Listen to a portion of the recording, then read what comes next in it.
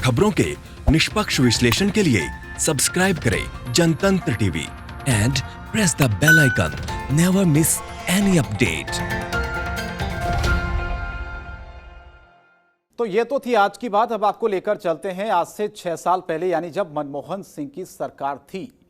पहले मौजूदा सरकार के नेता मंत्री विपक्ष में हुआ करते थे और लगातार ये तस्वीरें हम आपको दिखा रहे हैं। 4 अलग अलग जगहों की तस्वीरें हैं।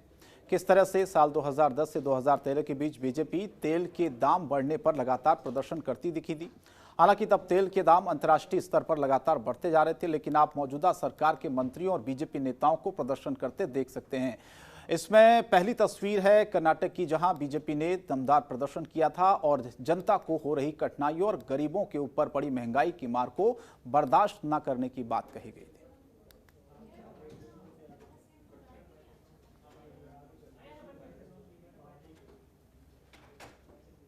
सरकार से पेट्रोल के दाम बढ़ा दिए,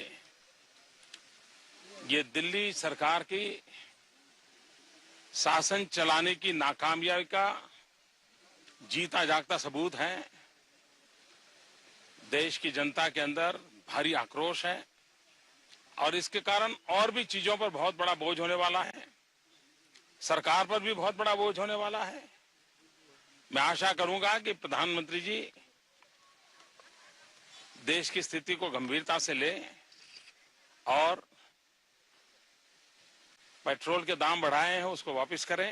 आज देश की जनता ये पूछ रही है कि प्रधानमंत्री ने देश की संसद में आश्वासन दिया था कि 100 दिन में महंगाई को कम करेंगे।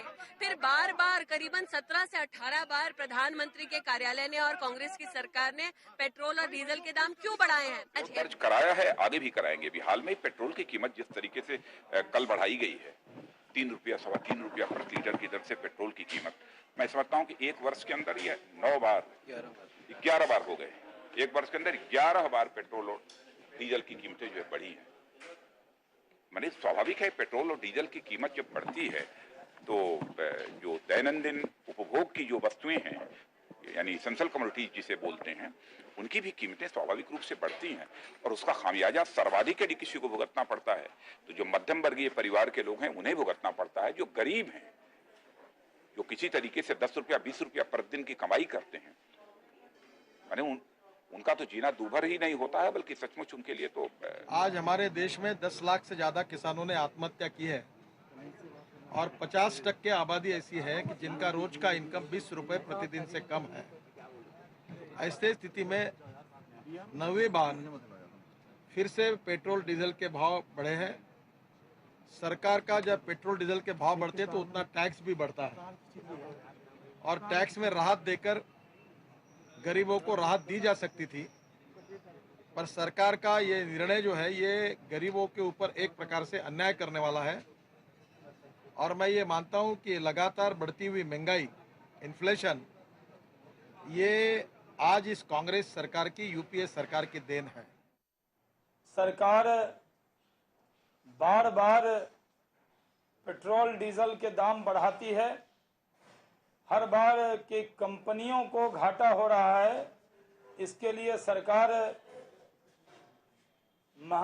पेट्रोल और डीजल के दाम बढ़ाने का बहाना लेती थी। जो पेट्रोल की दरों में वृद्धि की है सरकार ने, उसका कोई आधार नहीं है। उसी दिन अंतर्राष्ट्रीय बाजार में कीमतें कम हुई है। हम चैलेंज करते सरकार को कि पूरी तरह से रिफाइंड पेट्रोल दिल्ली में 34 रुपए से मिल सकता है, मुंबई में 36 रुपए से मिल सकता है। खबरों के निष्पक्ष विश्लेषण के लिए सब्सक्राइब करें Jantantra TV and press the bell icon. Never miss any update.